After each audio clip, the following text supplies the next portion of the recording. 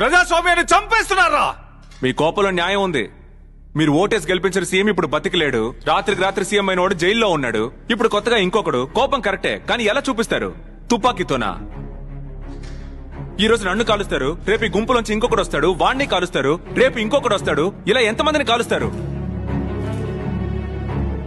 తుపాకీ కన్నా పవర్ఫుల్ ఆయుధం మీ చేతికి ఇచ్చారు, మీ ఓటు. దాంతో మీ కోపాన్ని చూపించొచ్చు కదా, నన్ను ఓడించుండొచ్చుగా.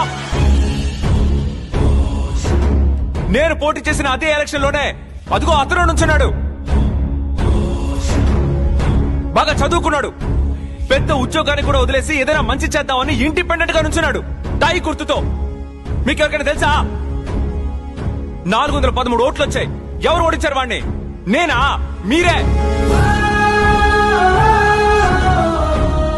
మన రాష్ట్రంలో ప్రతి నియోజకవర్గంలోనూ ప్రతి ఏటా ఏదో ఒక మంచి చేద్దామని ఎంతో మంది నుంచి